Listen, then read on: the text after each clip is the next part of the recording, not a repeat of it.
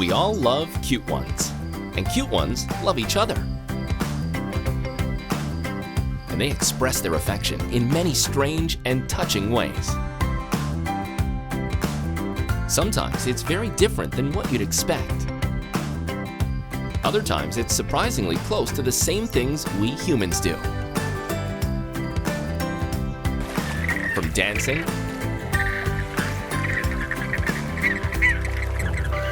to sniffing and primping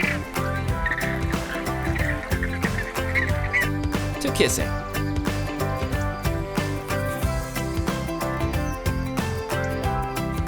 These are the fun and fascinating ways of cute ones in love.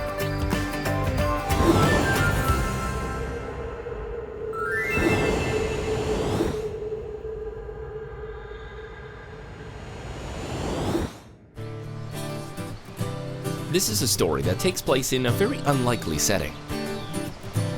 Many of our amazing cute ones live in the wilds of the jungle or in the depths of the ocean.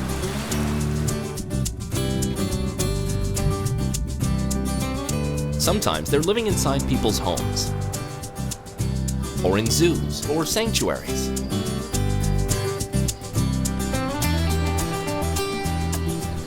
Here's a story that takes place in the beautiful garden of a medieval castle.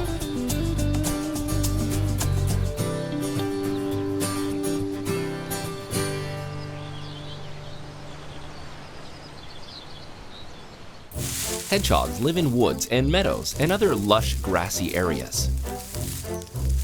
This outrageously cute creature calls this backyard garden home.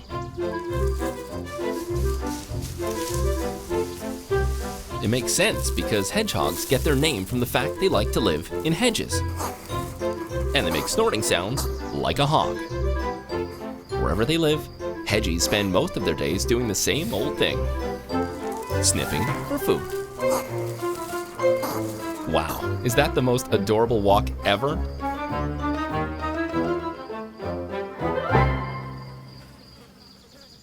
Compared to humans, hedgehogs have very poor eyesight. But no need to feel sorry for them. They more than make up for it with great hearing and a fantastic sense of smell. Good hearing is necessary for helping hedgehogs find their food and stay safe. Their excellent ability to hear high frequencies means they can hear prey, as well as potential predators. As good as a hedgehog's hearing is, it's only their second most valuable sense. Their sense of smell is their most important and frequently used sense. Their sharp noses sniff out supper, as well as intruders, picking up scents in even the slightest breeze. These guys are always sniffing as they walk, able to pick up the scent of dinner under as much as an inch of soil. They also can detect other hedgehogs by scent, especially ones they'd like to meet. After a long day of sniffing, this hedgehog is ready to get going on his other favorite pastime: taking naps. What a cuddly ball of cuteness. The hedgie's ability to curl up into a tight ball isn't just cute, it's a great way to defend themselves. The hedgehog's back contains two large muscles that control the position of the quills. When they roll into a ball, the quills on their back can raise and lower to best respond to the threat. And that's plenty of protection. Hedgehogs have over 5,000 pointy quills.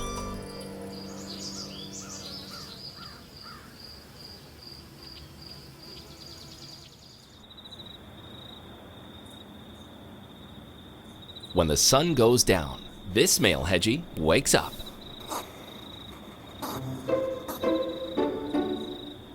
Hedgehogs are nocturnal animals, so he's definitely ready to party at night.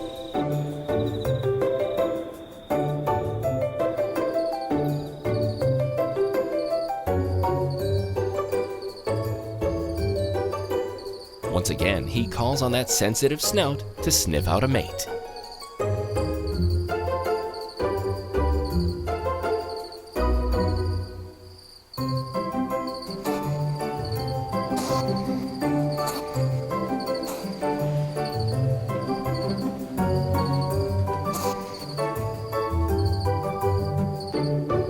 Meanwhile, inside a nearby burrow, this young woman has spent all day sleeping, getting her beauty rest.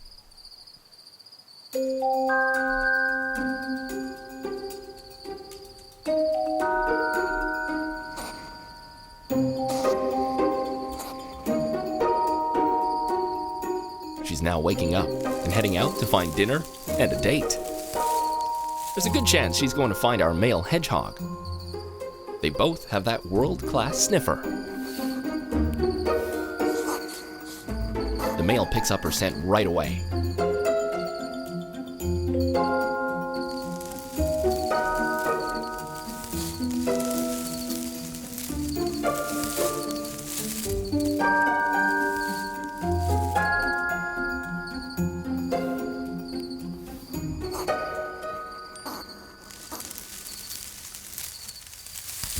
He's able to quickly follow her smell until he finally spots her. These two love hogs were destined to find each other. The male approaches and gives her a few quick sniffs, and then kicks into a nifty mating dance. He circles the lady hedgehog, strutting his stuff and making lots of pig-like snorting noises. The determined gentleman sometimes has to dance and snort for hours.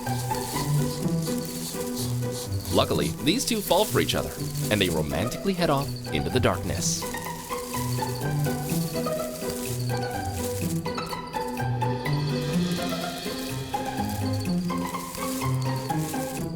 A couple of months later, baby hedgies are born, usually about 3 or 4 in a litter. With hedgehogs, the man doesn't stay around. Dad returns to his solitary life, while Mom raises her youngsters on her own. And one thing is for sure. As lovable as the adults are,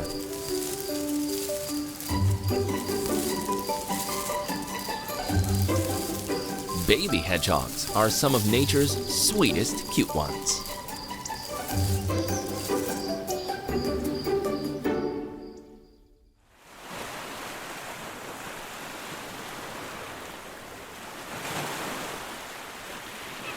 Greater flamingos are beautiful birds that can usually be found living near large bodies of water.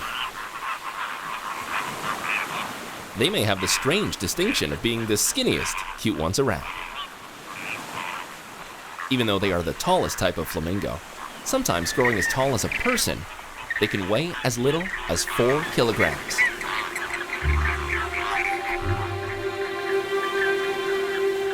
Now that's super skinny. Greater flamingos like to live in huge flocks called colonies. There's safety in numbers for these cute ones. Some stand lookout while the others feed. And feeding is made easy by their crazy curved beaks. The shape is ideal to allow them to suck in food like tiny fish from the bottom of the shallow water. They use their long legs and webbed feet to stir up the bottom. Then they vacuum in the tasty treats. They should try to eat a lot so they can put on a little weight. Greater flamingos like being together so much, they even try to attract their mates in big groups. No romantic dinners for 2.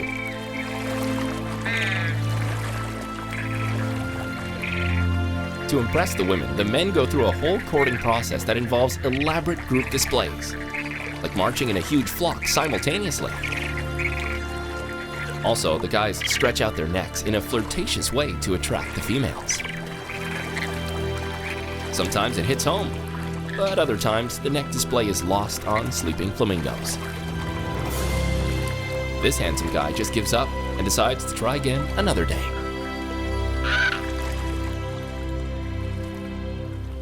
The next attempt for the other males involves showing off the feathers on their wings. They spread their wings to proudly display the darker pink color and the black on the tips.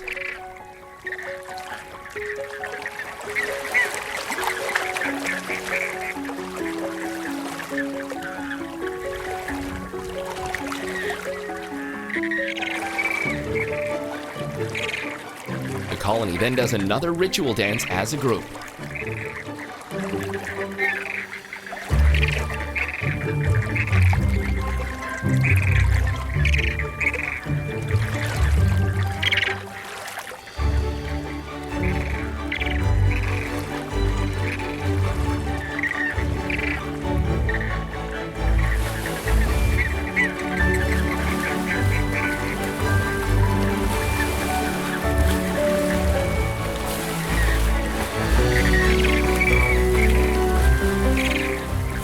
what woman could resist?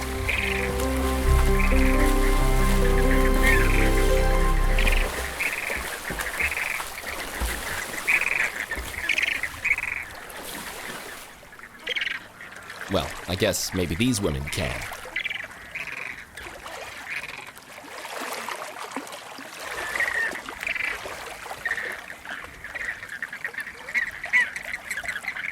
Last tries to make themselves pinker. Flamingos are actually white, and the pink color comes from the chemicals in the crustaceans they eat. Apparently, the pinker the flamingo, the cuter they become to the women. Greater flamingos are able to make themselves pinker by applying a kind of natural makeup. The birds have glands near their tails that excrete the reddish-orange pigment that the clever guys can rub on their feathers. Researchers have found this trick actually works in the flamingo dating scene.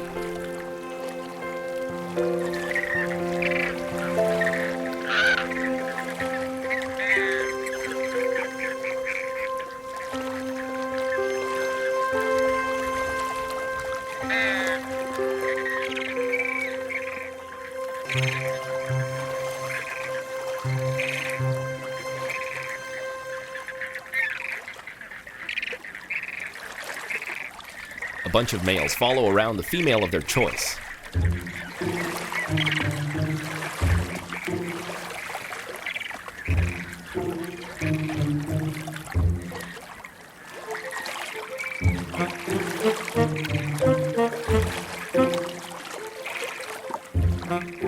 But in this flock, the females only fall for the pinkest male, the one who puts the most effort into his looks. Congrats to this lucky guy. And as for the other male cute ones, better luck next time, boys.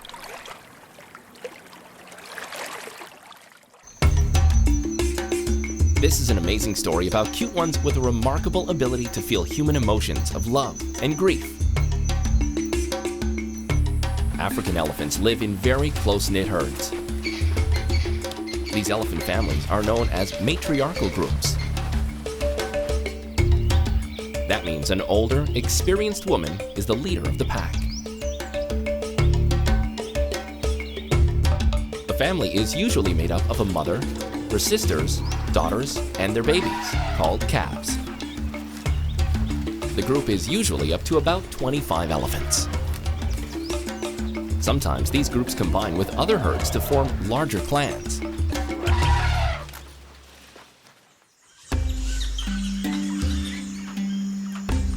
Here on the savannah is a herd of African elephants with a very unique story.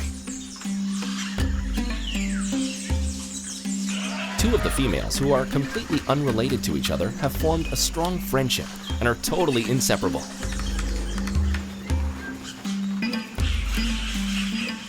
This touching bond was caused by a similar trauma that has occurred in both the elephants' past.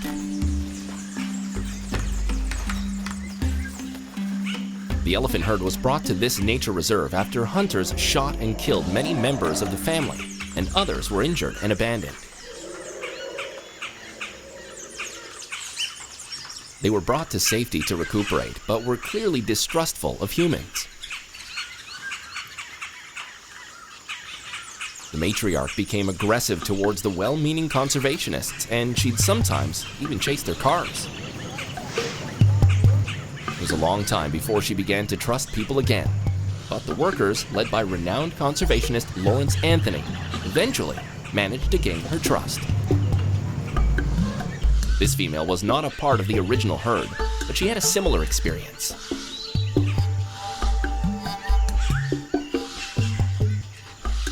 In her case, she was the only surviving member of a poacher's attack.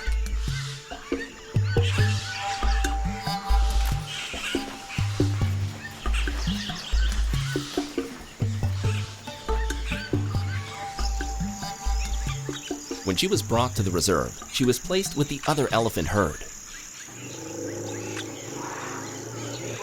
And amazingly, the matriarch sensed her pain and took her under her wing.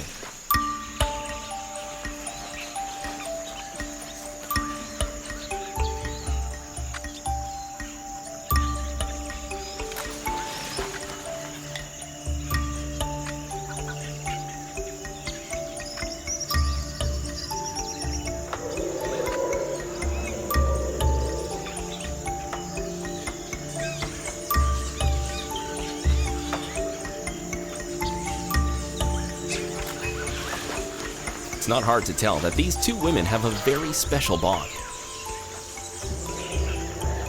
Elephants show very clear non-verbal communication. When they like each other, they often wrap their trunks around each other. This is a sign of excitement and affection, similar to how humans give each other a hug or even shake hands.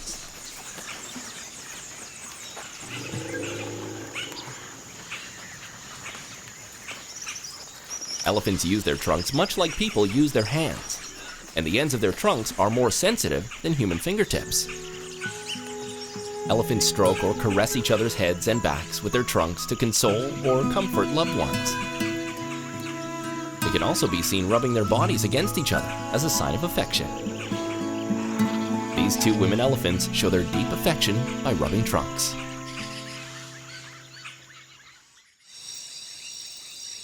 These elephants and the rest of the herd were all rescued and cared for here by Lawrence Anthony.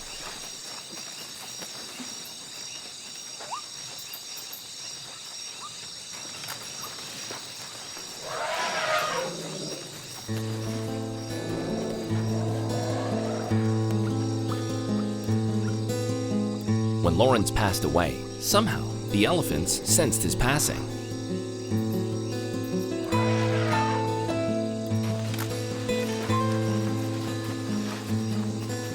And the entire herd, along with a second herd, traveled 12 hours across the reserve to gather around his house.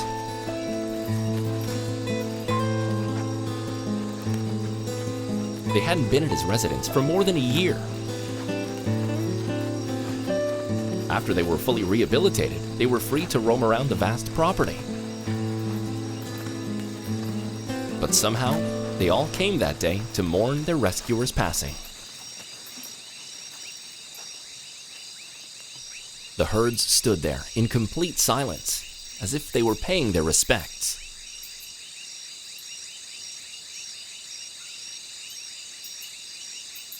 African elephants are known to mourn the death of their own families, but this miraculous tribute is hard to explain.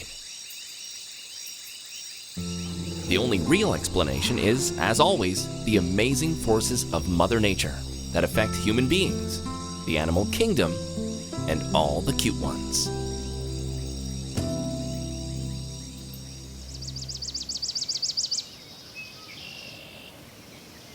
Prairie dogs live on, where else? The prairies of North America, mostly in the western part of the United States. These exceptionally cute critters are very social animals. Prairie dogs spend a lot of their time on high alert, looking out for predators. And then they spend the rest of their time playing, sleeping, burrowing, and eating together. These are just unbelievably cute faces. And the way they nibble their food is just adorable. Hey, look what I have, everybody.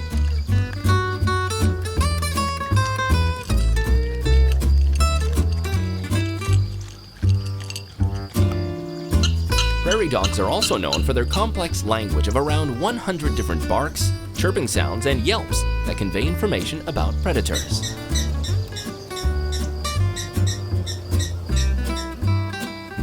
This language can tell their buddies about the size of the predator, their direction of travel, speed, and even their color.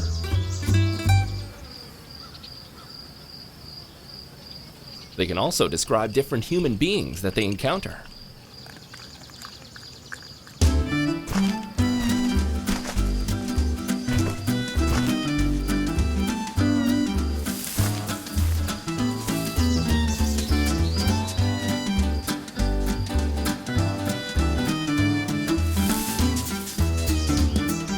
Prairie dogs also have a unique way of showing affection and transferring information to one another.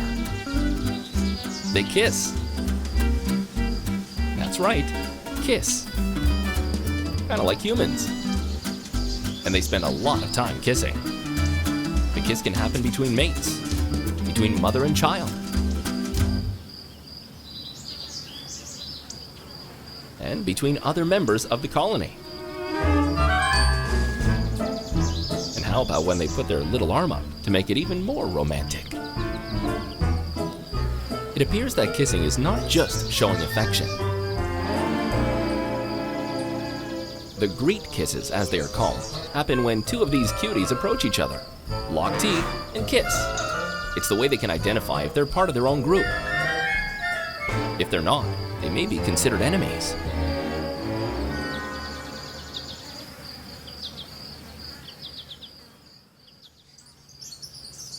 Prairie dogs can also show affection by playing.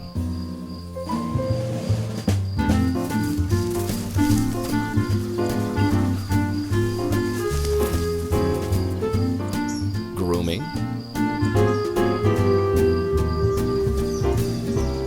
And sometimes it looks like they are cuddling one another. Maybe even hugging.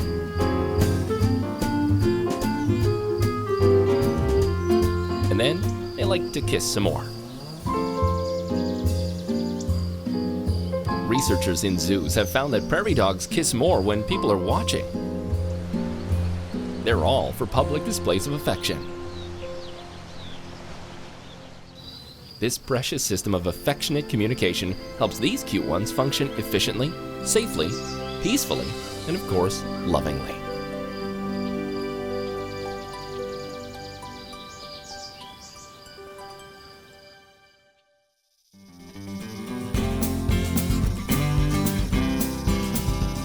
So, bottom line, we humans don't have a monopoly of being romantic.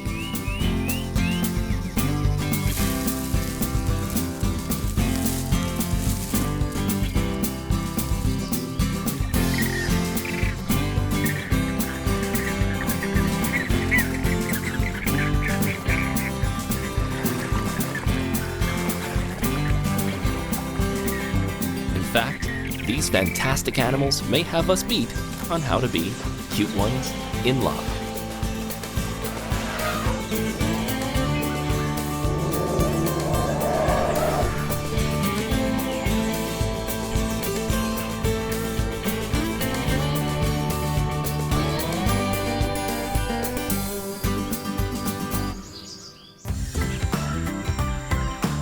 We've all heard the expression, you scratch my back and I'll scratch yours.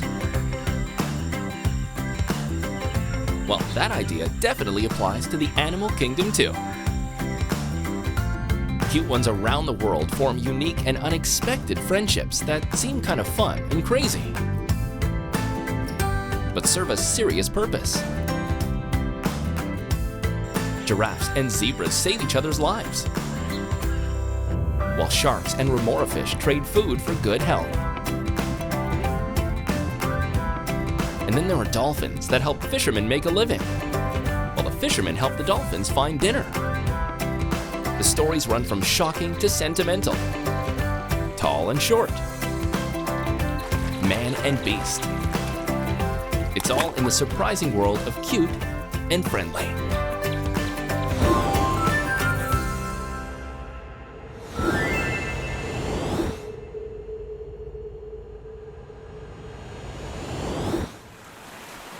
Sharks have been around for a long time, more than 420 million years.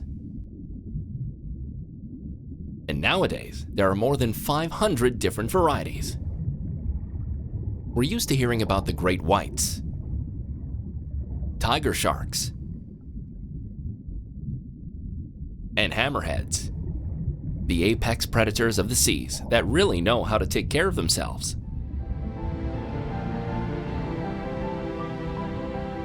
But there are some sharks, like these enormous whale sharks, who sometimes can use a little help to survive. These giants can grow to more than 12 meters long and weigh 20 tons. Basically, they're like swimming school buses. With mouths over 1.5 meters wide and over 300 teeth, you'd think they'd be tough guys who can really fend for themselves.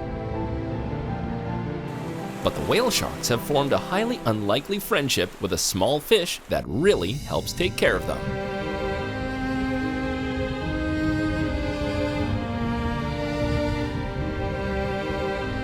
The remoras are the cute ones in this relationship. They're about a half meter long, and their real claim to fame is a strange fin that acts like a suction cup and allows them to latch on to other creatures, like the belly of whale sharks. Once they latch on, they munch on harmful parasites that can be unhealthy for the sharks. The remoras can move on and around the big shark, vacuuming the pesky parasites from their host's skin and around their mouths. In return for this valuable service, the fish get a free ride on the whale sharks, and also get to feast on the scraps of food that the huge predator leaves behind. The sharks also protect the remora fish from their predators while the fish eat. After all, the bad guys aren't too anxious to get close to a 20-ton shark. This is one classic symbiotic relationship. The fish follow the whale basically everywhere. In spite of the whale shark's huge mouth and fearsome teeth, the animal actually gets food by filtering water through its mouth and out the gills. And that's where the remora fish can snatch up plenty of delicious scraps. Whale sharks are pretty messy eaters, and the remoras are glad of it.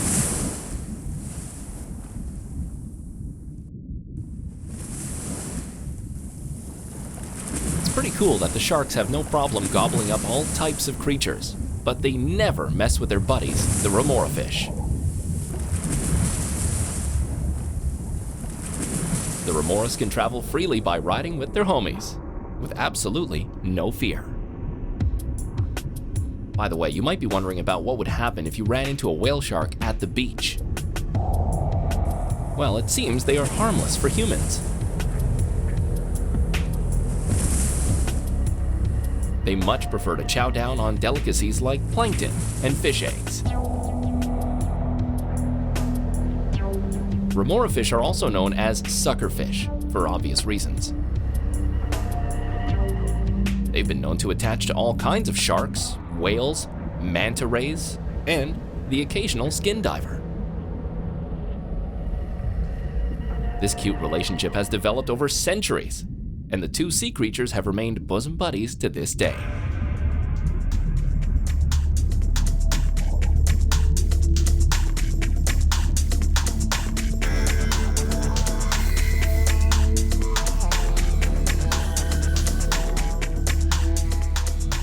And based on how well these two cute ones get along, it looks like they aren't going to be breaking up anytime soon.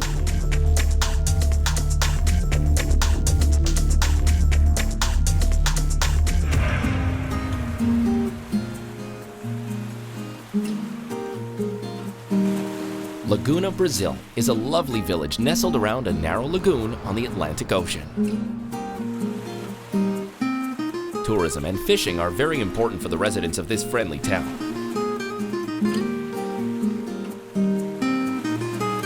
Bottlenose dolphins, one of our favorite cute ones, are constantly swimming along the shoreline, and they are very popular with the tourists, and especially the locals, because these dolphins have a special skill.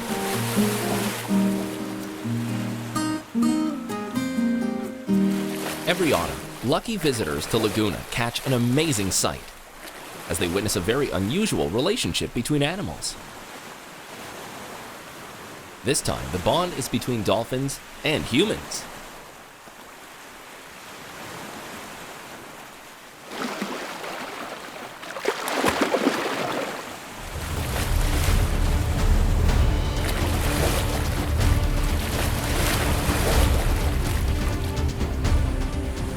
Here, the bottlenose dolphins turn into sheepdogs, or more accurately, fish dogs.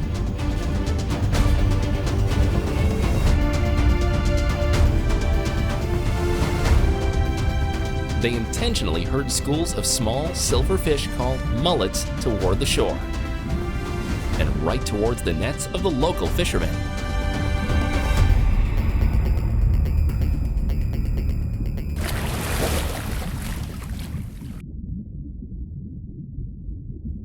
And if that's not incredible enough, as soon as the dolphins move the fish close to their human buddies, they give the signal, slapping their heads or tails against the surf. At that moment, the fishermen know to cast their nets, catching dozens of unsuspecting mullets.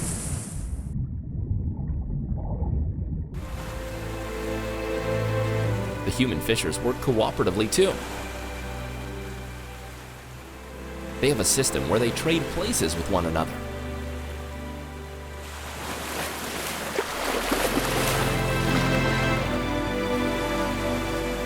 As soon as one fills his net, he moves back, and a new fisher moves in and flings away. Great teamwork all around. About 20 of the local dolphins take part in this astonishing tradition. And some of them have earned nicknames from the grateful fishermen.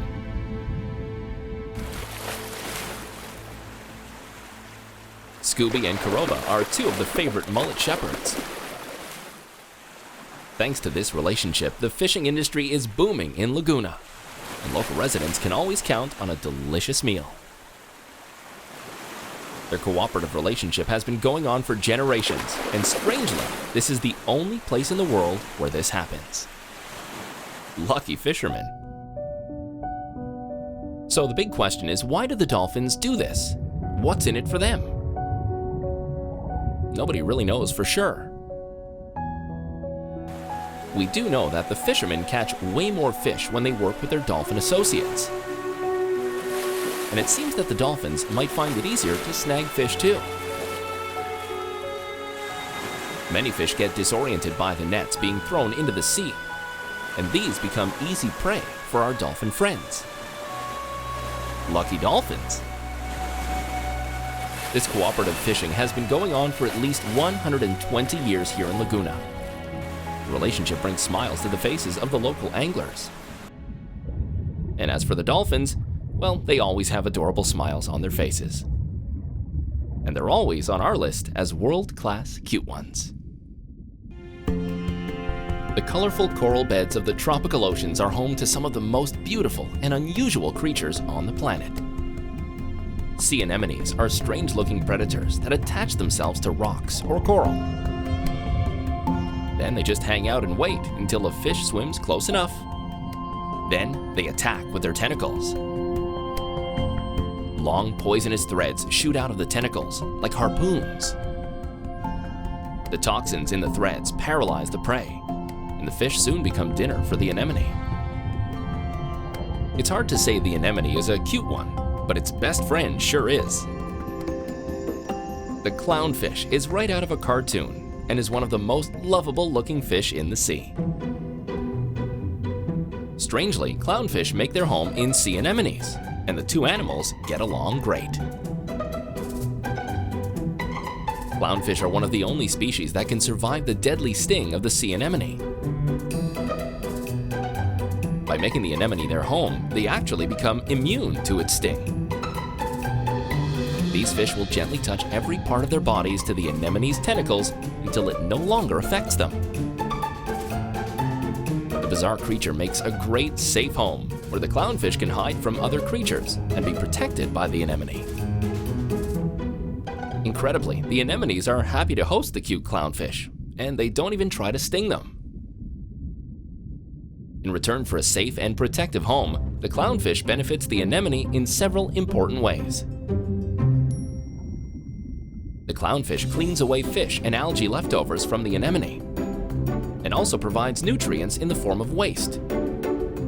This cleaning helps the sea anemone stay free from parasites. In other words, the clownfish are their mates. The clownfish can also scare away other fish that want to eat the anemone, although it's hard to believe anything would be afraid of the clownfish. Another vital benefit to the sea anemone is the clownfish ventilates them by doing a silly wiggle dance that fans open their tentacles. This increases seawater circulation and oxygen flow, helping the sea anemone breathe. This is definitely a solid symbiotic relationship. This is a clownfish couple that has just given birth to a whole bunch of eggs. The protection inside the wavy anemone tentacles give them a better chance that their eggs will survive, and they'll be able to raise their family. Also, the clownfish help out the sea anemone by using their bright-colored gills to lure tasty fish and other organisms into range of their friends' poisonous tentacles. Clearly, these two unlikely buddies live in dangerous waters, and they really help one another survive.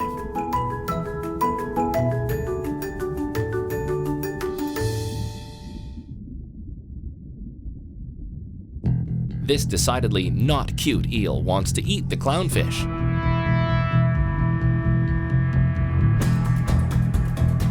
But he knows he has to keep away from the anemone's deadly tentacles.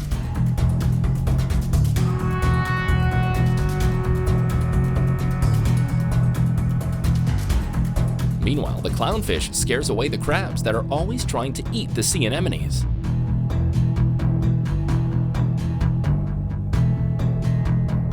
In this undersea world, that's what friends are for.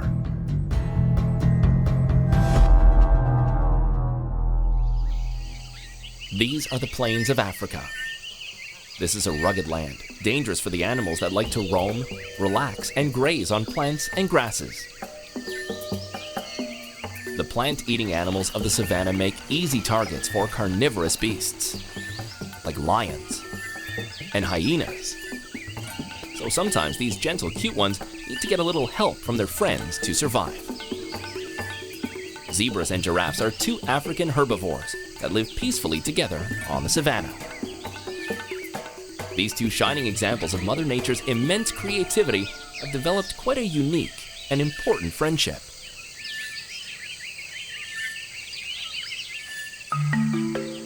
Giraffes are the tallest land animals. They can stand almost 6 meters high. That's like 3 people standing on top of each other. And they have the cutest eyelashes. Giraffes can defend themselves with deadly karate kicks. And they're so big that really only lions and crocodiles are willing to attack them. But there are plenty of lions and crocodiles in Africa. And the giraffes and their babies need help staying safe. Meanwhile, another amazing-looking cute one, the zebra, is down on the ground having trouble spotting predators that are looking to turn them into a striped dinner. And by the way, why do zebras have stripes? They serve as a kind of protection from predators. When zebras are grouped together, their combined stripes make it hard for a lion or leopard to pick out one zebra to chase. You can see how it could make you dizzy. Zebras are playful social animals, but they are willing to give a lion or a hyena a swift kick with their hind legs if they need to protect themselves. But they also can use a helping hand to survive on these plains. Both zebras and giraffes are fast runners that can speed away from predators at 35 miles per hour if they need to. But they decided they both need to know when it's time to run. So somewhere along the line, they got together and came up with a plan to use their own special skills to help protect one another. Close relationships form all over the animal kingdom. Sometimes, these friendships grow between the most unlikely of pairs. In the animal world, if the relationship benefits both species, it is known as a symbiotic relationship. Here's the symbiotic relationship that the giraffes and the zebras came up with. The giraffes act as a kind of control tower. Since they are so tall, they can see the threats from far away, giving the zebras more time to get out of harm's way. But the giant giraffes have trouble spotting what's on the ground near their own feet. On the other hand, zebras can smell advancing predators down at the ground level and see them lurking under trees and in the brush. But they can't spot the bad guys from long distance. So it's a match made in heaven. The zebras and giraffes decided they would hang out together. If the giraffes detect a threat far away, they take off running. Then the zebras run too. And then if the zebras spot danger close by, they speed off, giving the cue to giraffes to hightail it out of there. Today, one of the giraffes spots danger.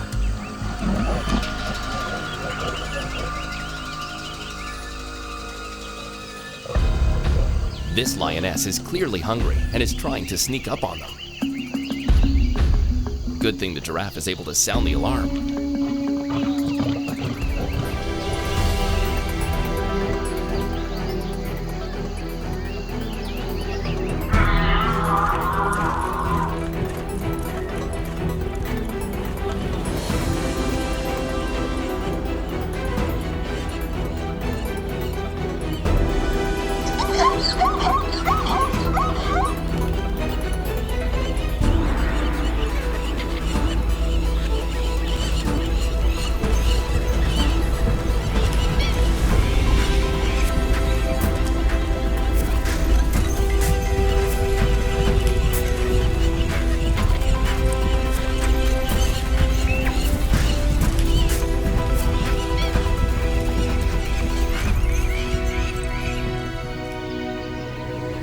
Once they've outrun the lioness, they are able to stop at the watering hole for a quick drink before continuing on leisurely to a new, safe grazing ground.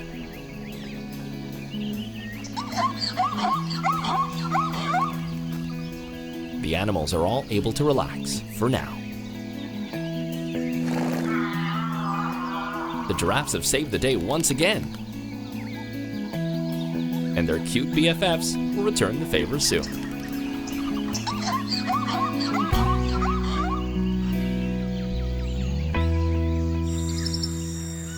So here's a cute one you've probably never heard of. But oxpecker birds are really well known and very well liked by the plant-eating animals of Africa. Giraffes, zebras, hippos, water buffalo, and many more animals are all best buds with oxpeckers.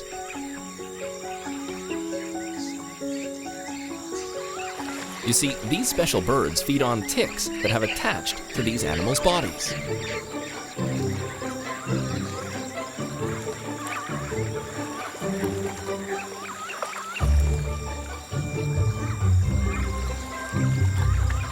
And they pick them out of those hard-to-get-to places that probably drive big animals like giraffes and hippos crazy.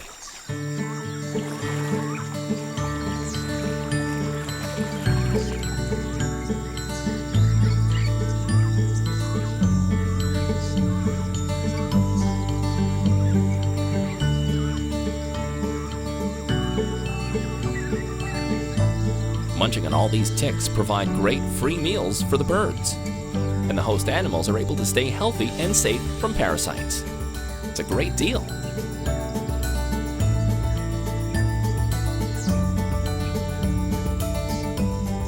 Oxpeckers get their name from providing their services of pecking off bugs from large animals, like oxes. Get it? Oxpeckers. Apart from cleaning off ticks, oxpeckers also serve as a warning system for their herbivore amigos.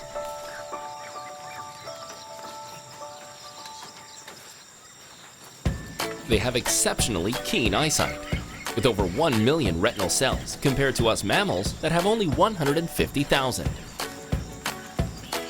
Many animals listen closely for the alarm calls of oxpeckers, especially the rhino that has very poor eyesight.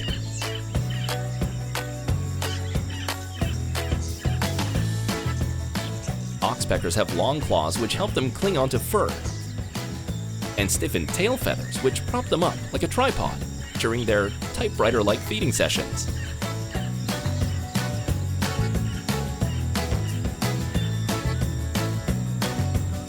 Mother Nature has really equipped these cute ones well.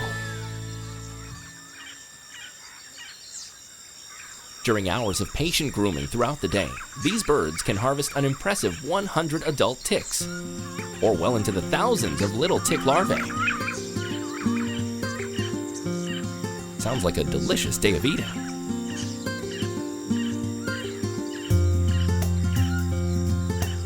The impact of these parasites can be pretty rough on the hosts.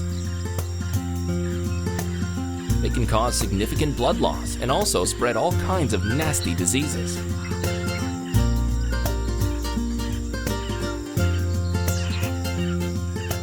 Well-groomed, strong, and healthy animals will not only escape from danger, they'll eat better and compete successfully for territories and mates.